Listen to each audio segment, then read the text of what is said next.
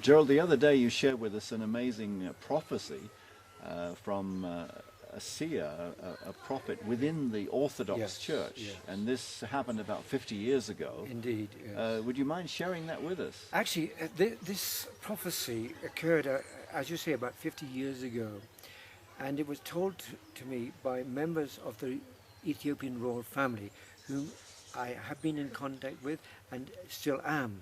The actual prophecy says this, that when the nations of Europe are under one flag and use one currency, there will come a great time of darkness and persecution to Ethiopia. It will only be for a short while, but then the glory of God will be manifested. And the prophecy in the Bible, in Psalm 68 and verse 31, will fully be realized, that Ethiopia will stretch out her hands to God for salvation. And there have been other prophecies within the evangelical church Yes, which indicates yes. that there's a time of persecution coming, a further time of persecution, Yes. because there was a lot of persecution during the communist During the era. communists. And for the last 15 years or more, there's been such freedom for the gospel. And that's why we're seeing churches growing and new believers coming in, especially from the Muslims, and also the Jews are recognizing Yeshua as their Messiah. But they're in various stages.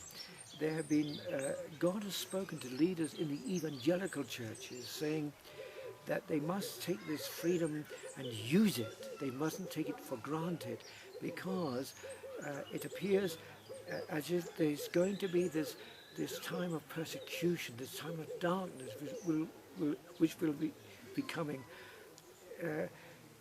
either from inside or some enemy from outside.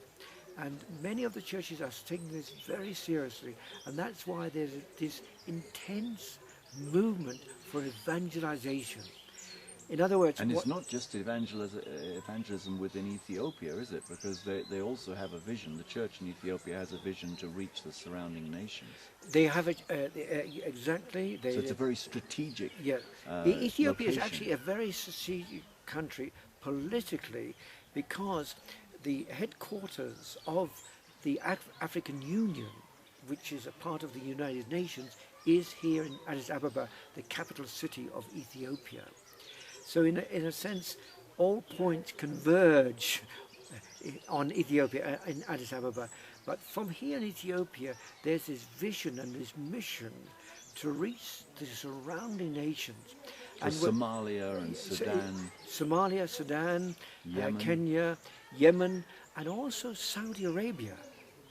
Because Ethiopians are working in Saudi Arabia, and they are Christian there, and when they work for the Lord, it's very much underground and secret, but they are witnessing.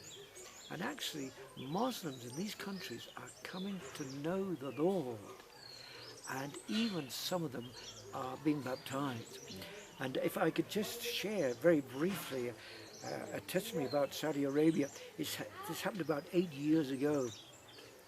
A certain Christian brother wanted to publish the Amharic Bible in Saudi Arabia for many of the Ethiopians who were not Christians. But the only way he could do it was secretly in an office. He would duplicate the pages of the Bible. That's about 1,400. And it was quite heavy.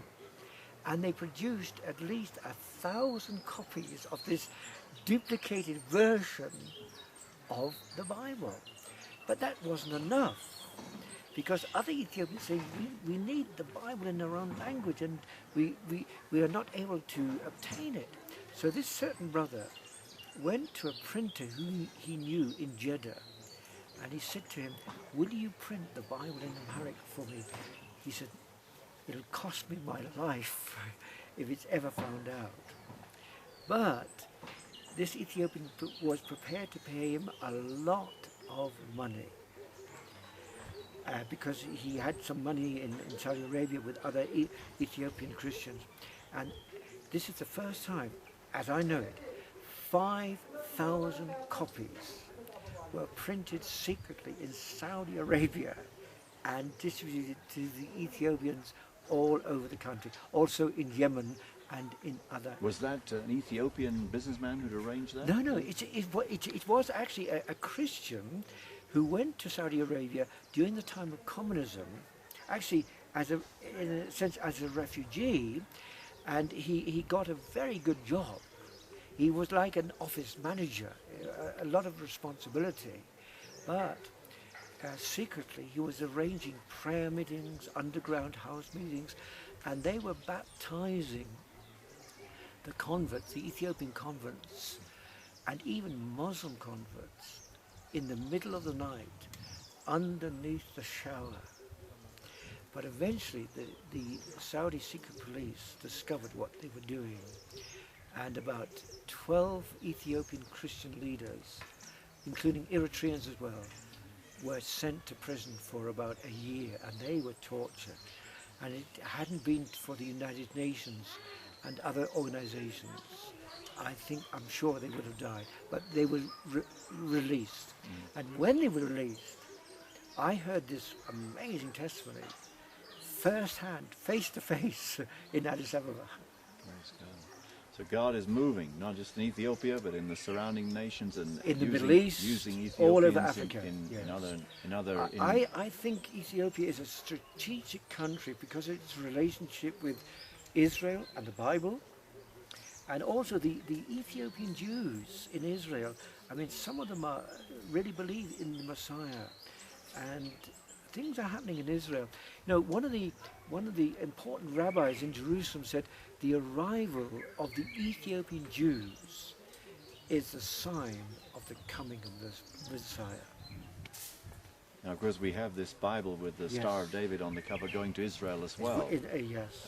8,000 copies have arrived there quite recently. So, and I'm sure it will be effectively distributed in Israel. And you know some of the people who are leading the work in Israel. I know the leaders. The movement is called Lapid Gideon, which means the torch of Gideon. But Frank, I believe this is just the beginning. This is just the first fruits. Because God, whatever is in the future, God knows the future, and we have to prepare. But the Bible, which is light of life, both here in Ethiopia and in Israel, it's going to impact many people's lives. Well, thank you so much, Gerald. It's been a pleasure talking with you. Glad, very glad.